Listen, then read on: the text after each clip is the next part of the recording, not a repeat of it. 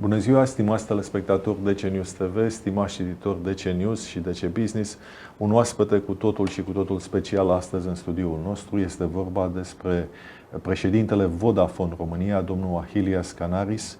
Welcome to our studio, sir. Thank you for the interview you're offering us today. Thank you for your time. Thank you for having me. Sir, we go straight to the business. How Vodafone is doing on the Romanian market? We know it's one of the largest company in Romania from all fields. In telecommunication, it has a very top position. But how Vodafone is doing?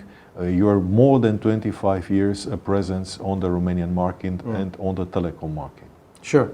I'm very happy to report that we're doing quite well as a company in a very tough market. The communication market revenues over the last 5 years have consistently declined, unfortunately, as a consequence of very tough competition.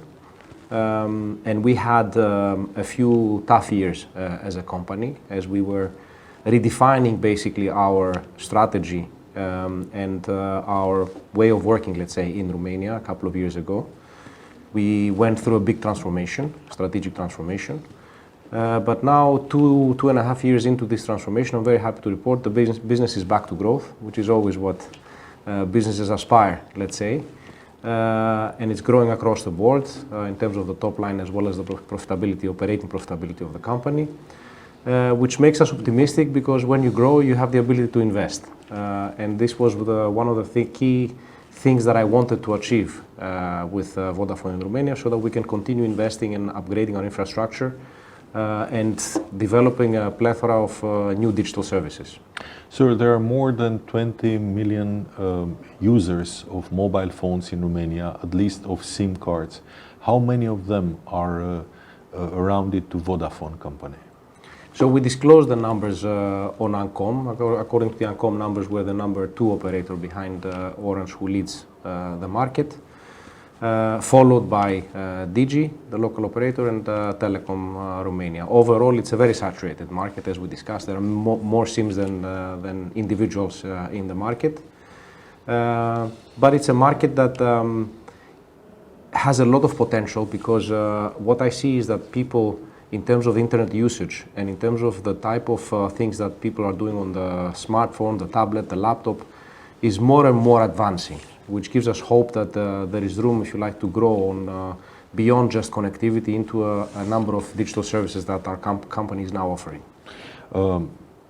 It's an important market. They say the speed of internet is very high in our country, and that is helping also those telecom companies because many people in Romania, they use the smartphones. It's not my case, but on the smartphone, you have everything, as everybody watching us knows. And the Vodafone SIMs is allowing that, to have high speeds, which makes you able to watch a movie or to follow the videos on the Facebook and so far. Yes, absolutely. I can confirm, and because we have presence in many European markets, I can tell you that Romania, the quality of the network infrastructure in Romania, in the 4G era, is one of the best in Europe at the moment. I actually have a lot of colleagues traveling from more advanced countries, such as the UK, for example, when they come to Romania, and they really can tell the difference. So, you know, the quality of the network in Romania is one of the top in Europe. And this is due to the company, including Vodafone, who made good investments from the very beginning, or how is it possible to have this? If you are in Britain or in Italy and it's 1900 hours, 2000 hours in the evening, you cannot speak on the phone. No, it's I think a number of factors. It has to do with the regulation and the easiness of us rolling out network infrastructure. In some places, it's although Romania has a lot of bureaucracy as well. Unfortunately, when we want to roll out network, there are even worse cases of even more bureaucracy that does not allow us to roll out network in other countries. I think there is a lot of competition in Romania, which forces everyone to be investing more and more. And I think, especially in Romania, us and Vodafone, from the first moment, let's say, we started in this market, our core DNA, if you like, was all about the network quality. And therefore, we really invested behind that, and we continue to invest behind that, so that we make sure that the quality is undisputed in the local market. Because Romania joined the mobile phone market later than some other European countries in 1997, and you had better materials to invest in the network. Probably that was one of the reasons. Better materials, better conditions as well at the beginning, which allowed us to roll out faster in this country. And as I said, good competition, healthy competition, because you had at that point in time the three big multinationals of Europe competing, basically Deutsche Telekom, Vodafone, and Orange. And that helped us, if you like, grow quickly and develop the network that we have. That's why Romania has this image of having a very good telecom market due to you, to those companies who made the job. Now, an important information for people like me who still prefer, not the financial problem, to have this kind of phones, generation 2 or second generation. Now they reach the 5th generation. In some European countries I went to, it was impossible to use this phone anymore because they took out 2nd and 3rd generation to make room for 4th and 5th generation. Do I have to change my phone? I am using Vodafone. I have to confess this. I'm using Vodafone from the very beginning for 26 years. So what are you preparing me and probably a few 100,000 people who are still using the 2nd G mobile phones? So you should not be concerned with us, because in general there is a migration from older generation technologies into new generations. And because spectrum, which is the frequencies we buy from Ancom, which is basically how we operate the network, are not unlimited, they are scarce, then we need to make choices of pushing frequencies from older generation technologies into new generation technologies. And that in our case is happening on 3G. So all the frequencies we use for 3G eventually will be and are beginning already to be migrated onto 4G and 5G. And we will eventually completely switch off our 3G frequencies, our 3G network. 2G is safe for now. I can tell you that we are the network, if you like, of the future for us for the next at least 5 years will be composed of 2G for voice users, including yourself, and then 4G and 5G for the more advanced internet users.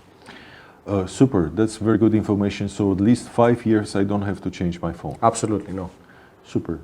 Maybe I go to pension in the meantime, so I won't need the phone anymore. What about this 5G network, which we actually wait a lot of things. I mean, we wait that my refrigerator will make direct orders to Mega Image, and the drone will bring the food home, and the refrigerator knows what I need for breakfast. I don't eat in the evening, so basically he will bring me anything I want for breakfast itself, so I forget about him. Is it possible, something like that? For sure it is possible. We have proven that it is possible, although to be honest, the biggest economic value add of 5G is at this point in time not so much on the consumer space, i.e. ordering from the fridge directly to Mega Image, as you said. It's more around how enterprises can use 5G technology to automate more and more of what they do, to become more effective, quicker to market, more efficient. And ultimately 5G, it's not only about how fast the network will be, it's also giving us the tremendous ability to really customize the network performance on every single individual. Whereas in today's world we offer a quality of service which is the same for every user, and depending on the coverage you have, depending on the device, you may have some differentiation, let's say. In the 5G era, we really be able to understand according to your usage and give you a network experience which is fully optimized on a user-by-user basis. So it's a big change from where we are today. Yes, the use cases have been proven. Unfortunately for us, and this is something that is a European problem, we are far behind in terms of the rollout of real 5G, as we call it, from countries such as China or the United States. And this is in Romania or in all EU? EU is behind EU is very behind. much behind. I mean, the latest statistics indicate that China and the US 5G penetration of real 5G is probably in the mid-60s by now, like 60%, 65%. In Europe, the average probably is half of that. And specifically in Romania, the average below 10%.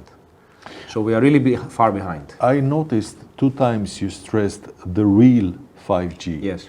What does it mean, the real 5G? It's only one 5G. No, actually, it's so operators today in Romania use a technology that allows to deploy 5G using the 4G infrastructure, to put it very simply. Yes. Thank you for that. What does it give us? It gives us higher speeds than 4G, but not the 10 times faster speeds that 5G. As it's supposed to be with as the it's supposed 5G. to be. So when you build 5G on a standalone basis, so through and through all the network, from the antennas through to the core network, is built on 5G standards, then you get the real difference in performance. And this in Romania has very, very limited rollout by the operators at this point in time. So all of us are mostly focusing for now on what we call transitional 5G, which is 4G plus enhanced 4G, let's put it this way. 4G plus, if I may say. You can call it 4G plus, In yes. this ITC language Yes. that you use. Why is that? Why Europe is behind US and China? I understand why it's behind US, but I don't understand why it's behind China. Well, very simple reason. Yes. The economics of running an operator business in Europe have deteriorated a lot over the last, I would say, 10, 15 years. Because the strategic direction of the European Commission as well as the local governments, which are enforcing basically EU regulations, was in favor of market segmentation. So Europe in the 2000s set out an agenda which says, you know, I want more companies to operate in the telecoms market because I want more competition and lower prices. Which in an era of, you know, very big revenues and very big profit margins, that was okay for a while. Unfortunately, this led to a situation in Europe where we have more than 180 operators in the European Union, whereas in the US you have 3, and in China you have 2. And what's the problem with a lot of brands? The problem is that telecoms is a capital-intensive industry, so you have to put a lot of money in infrastructure. And therefore, the only way you can recover your investment is if you have a lot of scale. And because in our situation in the European markets, local scale matters. It doesn't matter if I am in 15 markets in Europe. I still need to operate 15 local entities. I still need to buy spectrum frequencies from Yes. every single of these markets. So there is no real benefit of scale by being a pan-European operator, apart from things such as sourcing, for example. I buy infrastructure for all of my markets instead of one market. So that has led to systemic, if you like, underperformance of the sector. If you look at the telecom sector over the last 5 years, all of the operators have lost more than half of the market value of the companies because we are subscale. We have a lot of capital investments that we need to put in order for 5G to come to life. And we are what we call an over-regulated industry. There's a lot of regulation that prevents us, if you like, from becoming more healthy business. Compare and contrast that with the US, as I said, where you have 3 operators, and with China, where they have 2 operators, where they have real scale. So their ability to invest is significantly more than ours. That means that this regulation from the EU, because it's not only Romania, harm the industry, if I understand well. I mean, too much competition is not good for the interest of the consumers in this time, because you don't have enough money to invest in those very new and very brave technologies like real 5G. Absolutely, and I think it's the way I would define it is that it's not aligned with the needs of the countries as we stand today. What's the need of the country as we stand today? The need is for investing significantly to develop the next generation network technologies in a safe and secure manner so that the citizens can enjoy the benefit, if you like, of those technologies in the future. And this is not aligned with a regulation that is a little bit like acting like the consumer protection. So it's all about more competition, lower prices. That's fine for a while, and the consumer benefits. But if you don't have the operator, if you don't have the mindset as an authority to say, look, the market needs several billions of euro in order for us to be able to jump on board, if you like, the next generation of networks. How can I facilitate the industry to intensify the investments? Unfortunately, we don't see eye to eye yet. There are some good signs. So Commissioner Breton recently announced and is implementing a consultation period for, I would say, a new set of regulations that will redefine the telecoms industry for the next decade. And we have the opportunity as operators to influence, let's say, the dialogue and the debate. There is also the famous OTT fair share argument that is happening with Europe in the last year or so. What is the principle? The principle is that we have at the moment the big tech guys, which are driving more than 50% of the traffic of our networks. That means the big tech, it's Facebook, Instagram, yes. So Twitter and so forth. Twitter is not very famous in Europe. Not so much is in the US. But Netflix, Facebook, these types of companies, and they invest nothing for capturing that share of the traffic. And our argument as an industry has been, if someone puts such a big burden on network infrastructure, then that someone needs to also contribute on the development of those networks to continue supporting the end consumer. And Brussels is discussing that? Brussels is discussing that. Of course, there is a very big opposing wave as well, because you can understand that there are always counter arguments, if you like. But I'm very optimistic because it's for the first time that we're hearing real time being spent on this sort of dialogue. So I'm hoping that by the first quarter of next year, we will see a set of new rules and regulations, which will allow us to continue investing heavily on the network infrastructure, because to be honest, in my opinion, Europe and Romania deserves it. We cannot, I don't know if you remember the old days when mobile telephony was started. Actually, Europe was far ahead of the US and of China. Yes. Because we had the technology, we had the companies, and we had the investment capability, if you like, to roll out. That's very bad news you give us, because losing this advanced technology is very bad for the European economy. At the end of the day, the guys with the 5G will be the one who will have the best profits and the best results. Absolutely. Sure. Absolutely. This thing, what is the discussion? Because there are many users of Netflix, Disney Channel, I don't know, HBO Max. It means that they should also pay a fee to the telecom operator, because they provide the movies, and even Facebook and Google and those big tech companies? Yeah, the idea that the telecom sector is advocating is for the big tech companies such as Netflix and Facebook, I'm using these two examples, to contribute towards the industry, to allow the industry to continue investing in infrastructure. There is a lot of discussion around what the mechanism would be. Is it a fund? Who manages that fund? And so on and so forth. But the principle is that these companies that are driving most of the traffic in our networks contribute their fair share, as we call them, in terms of the network infrastructure that needs to be rolled out. Mr. President, when I use the Netflix, I do a lot of traffic. Normally, if I use the SIM card, if I use the Wi-Fi, is not the job of Vodafone, I guess. It is, because we have also a fixed business. You have also a fixed. So one of the telecom companies is involved. Yes. Yes, you're right. It makes logical. So if I watch a film, I use a lot of data traffic from you. You should charge more. I mean, you should make more money because you have more traffic. But that's not the way that the competition principles work today. As I said, we have a lot of competition in the market, and if the choice is for the consumer to pay more, or for the traffic generator to pay something, the choice should be in favor of the traffic generator. That's the argument that we're facing. Of course, we can all increase prices when we can continue increasing prices, but I don't think that's the right consumer outcome at the end of the day. So for us, one way of resolving this issue is for actually sharing some of the traffic, some of the investment for this traffic growth with the people that actually generate that. Mr. President, you don't make any money out of the voice traffic, right? Now, when I use the phone to call somebody, Vodafone to Vodafone, I don't pay anything most of the time.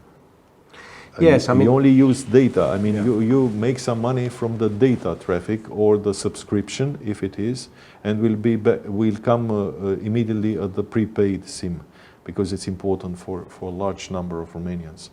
So you don't make money using the voice traffic. Basically, you focus on data. Our focus is on data because this is where the growth is. Voice is declining every year. The number of minutes that the consumers are using over the GSM networks is declining. Because they use the WhatsApp. Because more and more use the OTT products. But to be honest, we look at profitability. WhatsApp, it's an OTT product. Yes, it's an over-the-top application. The principle being I download it on the phone, I use the internet traffic that is provided to me, and I talk and I do video calling through the internet basically. So I don't use the voice system, I use the data system. Exactly, exactly. Use the data system. So we look at the profitability on a per customer basis. And the customers, they can use data, they can use voice, they can use both. They can use other products that we sell because we are developing new products and services at the moment. So, but we do look at the profitability per customer. And on a per customer basis, of course, we're making money. The voice component is less and less relevant. It's not relevant. Sir, your company has, I say, a steady turnover of more than 1 billion euros per year in Romania. Out of this money, how much is the annual investment you need to do? Sure. So we invest north of 200 million euro every year. Every year, just to make the network working. Not only network. So we invest on infrastructure, and we invest on the creation of new digital services, new innovative services that we then offer to our enterprise customers as well as to the consumer customers. We have become a lot more than just a network operator. And this is a trend, if you like, in the telecoms industry, because we see a lot of growth opportunity to actually offer, beyond the connectivity part, products and services that help enterprises, specifically enterprises, to become more digital, efficient, effective, let's say. So, for example, Internet of Things. I'm sure you've heard about this famous IoT. We have a range of services that are offered over the 4G network. Doesn't necessarily need to be 5G, although there are limits to what you can do with 4G. But automation services or digitalizing parts of the business that today are happening in the traditional manner. I'll give you a classic example, which is a call center. Yes. We are interested in a call center because I have a pool company. So you are at the right gate now. So how can you help us? I may be selling to you at the moment. Yes, so how can you help us? In the old days, remember, we used to buy big boxes, we put them somewhere in a storage area, and we had fixed telephones for everyone in the office. And we have to need coolers to have a room especially survive, not to be on fire. Exactly. It's a lot of so a lot of hardware and a lot of hassle for someone that wants a call center. Yes. Today we can offer this type of services in a fully virtualized manner. So you don't need a fixed phone. You can use your mobile phone and you can have a fixed number and a mobile number. You don't need the hardware anywhere. We will store everything, and we run everything from the famous cloud. So it's cloud-based, basically. So that allows you to be a lot more flexible in how you run your business, because you can assign numbers to new employees, for example, very quickly. It's a lot more economical to maintain because you don't need a specialist in your premises to run this on your behalf, and you don't need to upgrade it every 5 years and so on and so forth. And you get all of that on a monthly subscription basis.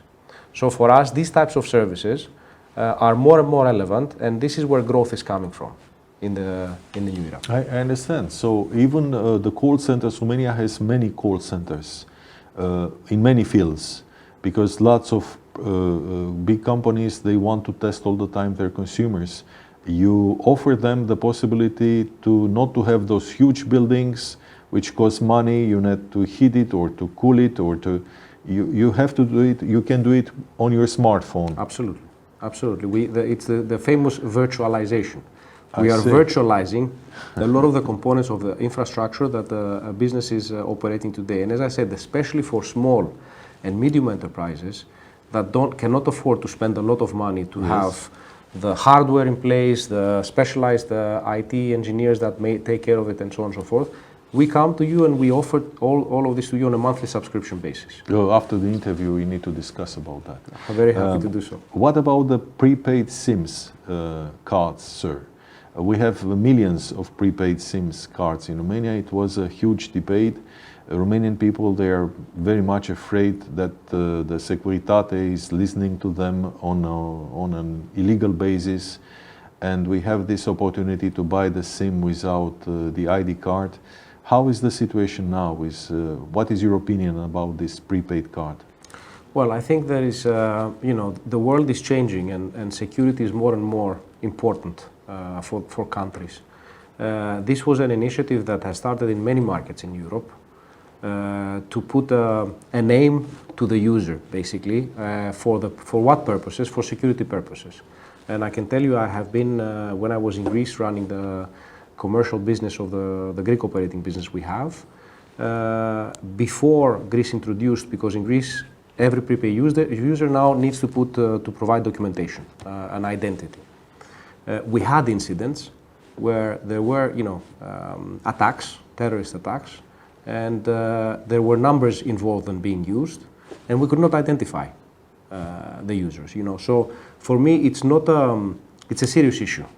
It's a serious issue. Having seen the consequences of not having registered customers, I can tell you that it is a serious issue.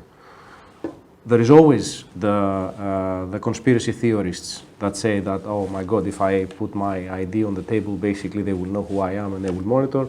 I think people need to trust, first of all, the operators, especially multinational operators like ours, because we're very strict in how we use that data. The GDPR, yes. From a GDPR perspective. But I do believe that going forward, it's in the best interest of the country to make sure that we don't have any anonymous users on our networks. So basically, sir, you're more in favor that any prepaid card should be given with an ID card. Yes, absolutely. That will change things. That's very important what you're saying. Probably the guys in the parliaments will take notice of your opinion. Sir, more than about that, recently the government put a fee, an extra fee, for all the companies having more than 50 million euros per year turnover of 1%. This new tax is affecting you, or not? It is. It is affecting you. It is affecting us. Yes, it is affecting us. Please. I mean, it's something that we are currently working through to understand the precise impact, but it's in the tens of millions. It's not ideal, of course. It's not something that we are happy with, precisely because we are a business that invests more than 200 million euro, and that's for me every year. And this is for me the definition of foreign direct investment. So for companies that invest so heavily in this market, my belief is, and we should continue the dialogue with the government, that this needs to be taken into consideration. We cannot be bundled, if you like, with someone that doesn't invest in the country. So it's not an optimal mechanism for collecting funds for the government. I do hope that through the process of dialogue we will at least be recognized as a heavy investor in the country, and therefore there will be a different, let's say, treatment for us going forward for this. And I would also urge the government, I know that it's been talked about a long time, and I come from a country where in the midst of the crisis 10 years ago, tough decisions were taken, similar sort of decisions, but one strategy was also taken, one strategic decision, which is now paying off for Greece, which is to digitalize the tax authority, and therefore increase the base of tax collection, rather than going to the usual suspects, which is employees of companies and hit them. I can tell you, Greece was far behind in terms of tax collection 10 years ago. And through this process of digitalizing the tax authority, they've done very, very well. And I mean, you see the economic fundamentals of Greece now. Definitely, I know how Greece was in 2008, 2009, and how Greece managed to survive and recome as an important country in EU economically, because Greece is important anyhow. We learned democracy from Greece thousands of years ago. Vodafone is not only, how much money would you need, I have this extra question, if you want to implement the 5G, the real 5G? For the sector overall, it's in the, I would say, billions of euros. Billions. So I would estimate between 2 to 4 billion euro the market needs in order for real 5G to come to life. And if you have negotiations with the government, you can have this money. Probably if they give you easy tax in the coming years, you will be able to finance this development of the 5G in Romania. Well, I mean, as you know, subsidies, the European Commission does not allow any form of subsidy. Just tax possibilities. There should be. I mean, I always said to the government, first of all, we need to decide what industry do we want. What's the telecom industry we want in Romania for the next decade? We want the best, like in US and China. So if we want the best, given the significant, if you like, disadvantage that operators are at this point in time, then I agree with you. Government needs to sit down with the operators and say, how can we make the conditions such that you invest? And I would happily be chased from the government for my rollout than being chased on taxes and things like that. You know, I would be very happy if the regulator was chasing me every month. Have you rolled out the next 100 sites and the next 100 sites, so that we get to a point where we have 5G penetration at almost 100%, let's say, in the next 5 years, rather than to discuss about taxation. And there are examples of countries like that in Europe. Which country? So Austria, for example, is a country where they took a decision to not charge for spectrum, for frequencies. I see. So when they had the 5G auction, we paid hundreds of millions in the 5G auction in Romania that happened in November. All of us did, all the operators. So in their case, what they said is, we're not going to charge for the operators to buy the frequencies, but we are going to put a plan, a target on all the operators to have at least, I think it was 50-60% 5G coverage, all the major cities in the country in the next 3 years. For me, this is a much healthier deal, let's say, with the government. To say the government, from a government point of view, to say I am reducing the amount of taxation to the industry, because taxing frequencies is a taxation. The spectrum money is taxation. Yes. I'm reducing the taxation to the industry, but in exchange, I want the operators to come to me with a very aggressive plan, so that in 3 years from now, Romania, for example, is the #1 country in Europe in terms of 5G penetration. For me, that's a healthy dialogue to have with the government. And it goes back to my question, you know, what sort of industry do we want? If we really want the best, with the best industry with world-class infrastructure, secure infrastructure, 5G infrastructure as quickly as possible, I can tell you can happen, but there is a deal that we need to strike, let's say a new deal with the government. That will jet the business in Romania. If we would have a real 5G network in this country, probably the business will develop, will go on the roof. It is happening like that because many companies are going to use Romania due to that. Exactly. Sir, Vodafone is not only a telecom company now, it's also a technological company. It's an ecosystem of Vodafone in Romania. You have also companies which are developing technologies. Absolutely. We have 3 entities in Romania, partially or fully owned by Vodafone. Of course, it's the Vodafone business. And then we have one entity which is a technology shared service center. So we have an entity that is providing services not only for Vodafone Romania, but actually for many markets in Europe. And I have to say this is one of the 3 locations globally that Vodafone Group has chosen to create such a center. And then we have Vantage Towers, which is an entity that was born 2 years ago, which manages on behalf of Vodafone all the Vodafone towers across Europe. So these are 3 entities. The combined headcount, people, if you like, that work in these entities is more than 6,000 people. So we are a very important employer, if you like. In Vodafone, how many people employees in Romania? At the moment, we are close to 3,300 people as Vodafone. But if you look the at the others? ecosystem, Yes. it's 6,000. Altogether? Yes.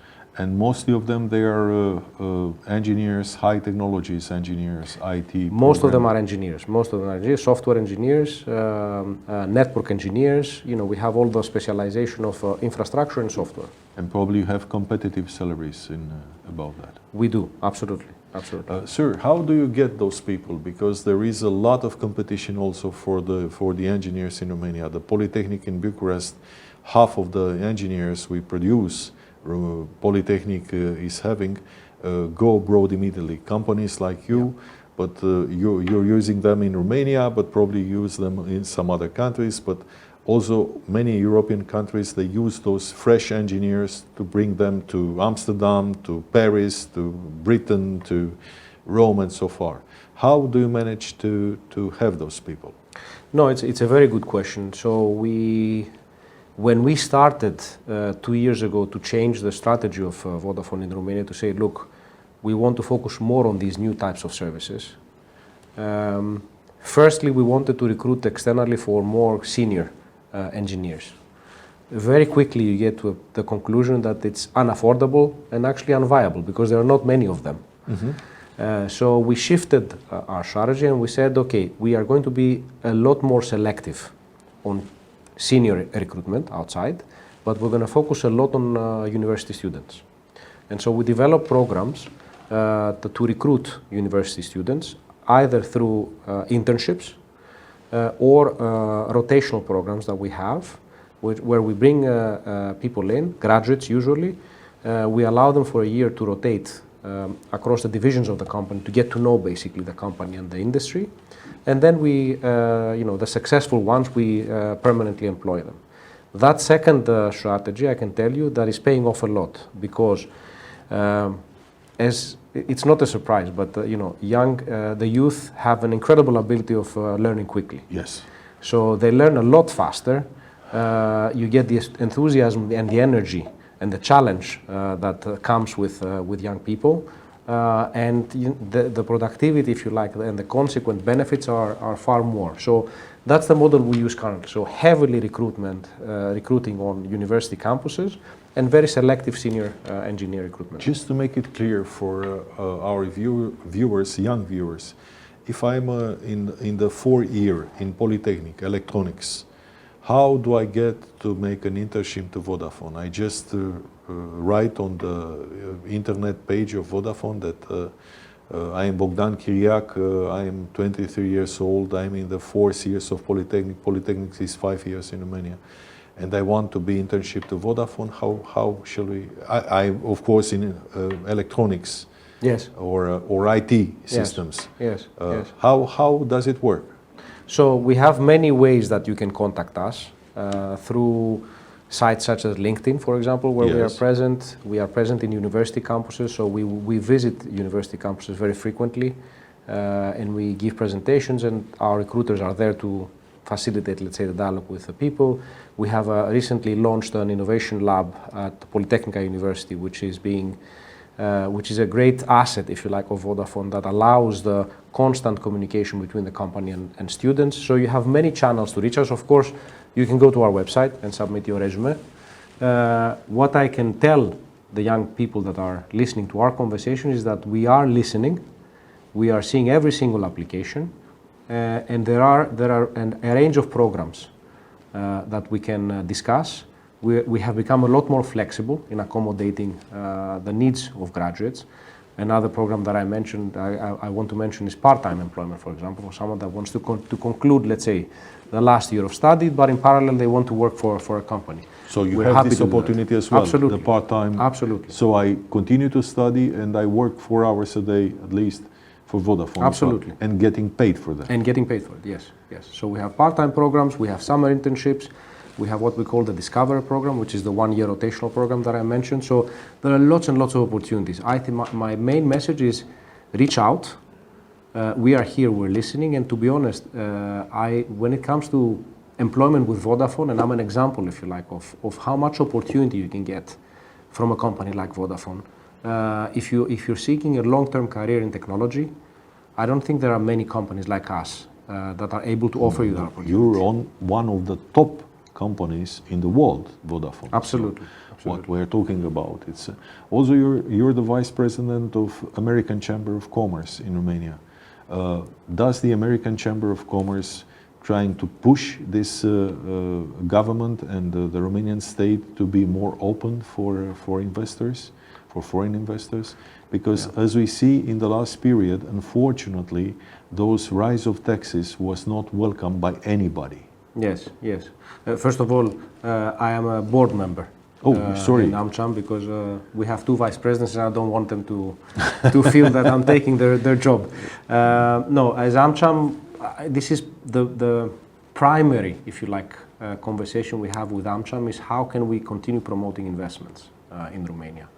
And the nice thing about AmCham is that although it's the American Chamber of Commerce, it promotes investment from Europe. It promotes any serious investor that wants to enter Romania could come to AmCham and have a discussion. It's a very good organization for Romania, the AmCham, definitely. Yes, yes. I mean, during the years, they promote a lot of business to this country and they contribute to the prosperity of our country. And we will continue to do so, and we're very focused, as I said, on investment. For example, when the new fiscal code was announced, you're not happy. We were mobilized. We offered, points of view to the government, and the beauty of AmCham is that we have powerful members that understand a lot the consequences of this type of regulation. So we offered basically our thoughts to the government, and we will continue to do that, and we'll continue to work closely with the government because, yes, our objective is we want to see more and more foreign direct investment in the country. Is the government open to your requirements, to your advices, to your needs?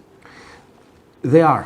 That's good I have news. to say they are. Obviously, I understand the constraints that they are operating with. I'm not happy sometimes that the decisions are rushed in the last minute. I would like more dialogue with us because I don't think that you can take a decision, with such an important decision, if there is not substantial enough educated dialogue, especially with organizations such as AmCham or companies such as Vodafone to get their points of view, let's say. But all in all, I believe we have a government that is listening. It is listening. Yes. That's good news. It's good news. We are in the same building with the Competition Council. Mr. Chiritsoiu, President Bogdan Chiritsoiu, is under us with 5 floors, but we are in the same building.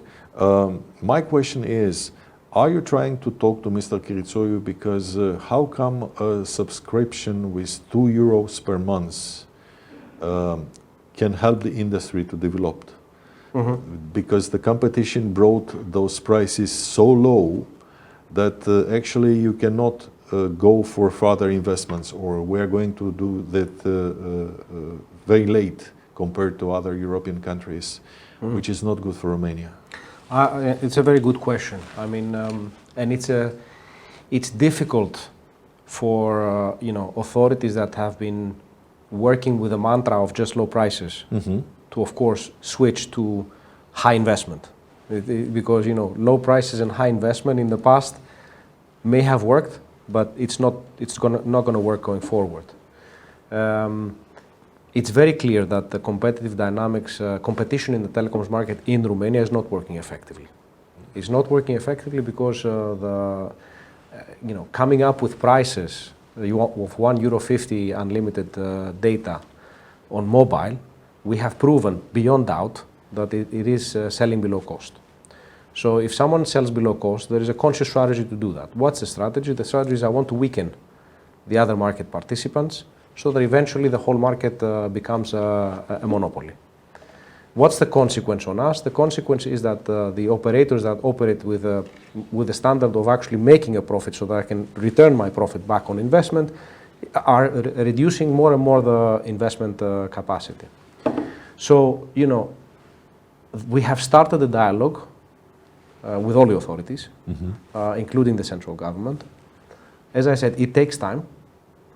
I'm optimistic because I am speaking with people that understand the challenge.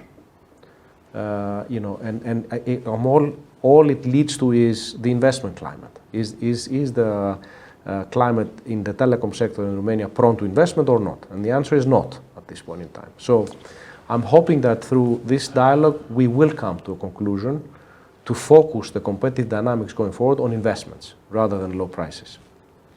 That's a very good way to think. We have the same problems also in the infrastructure projects the government has. Going for the lowest price is not always fine, because then the period of time it's much bigger and we lose a lot of business because we don't have, I say, motorways or railways on these kind of things. Telecommunication is a strategic field, same as motorways and railways and so far in this part. Basically, the last question, Mr. President, are you optimistic about the near future in the country that will allow you to start the implementation of the real 5G, which will change our lives at the end of the day? I am. I really believe in the prospect of the country.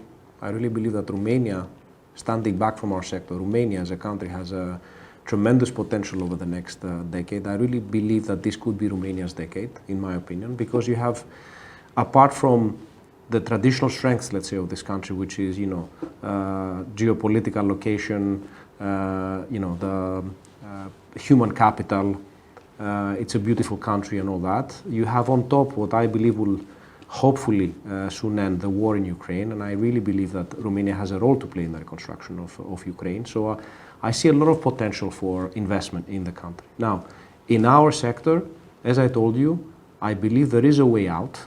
There is a way to restore an investment climate that pushes us to do more and more in terms of developing infrastructure and digital services. And I really hope that we will get over the next year to resolve the issues of the sector. And as Vodafone, I can tell you that we are optimistic about the prospects of this operating business.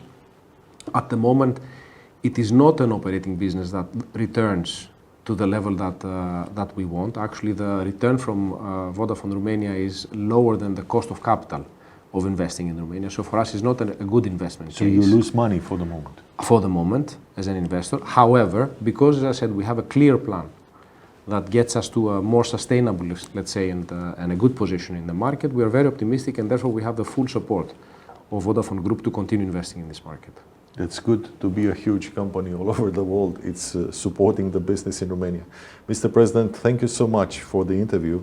You gave us a lot of news, and we wait for you here in our studio for more information when you will think it will be appropriate. Thank you very much for your time. Thank you for having me. Thank you, stimați telespectatori. Vă mulțumesc foarte mult că ne-ați urmărit. Sunt convins că a fost un interviu foarte interesant care v-a oferit multe informații cu ceea ce urmează. Rămâneți alături de emisiunile DC News Media Group. Pe curând!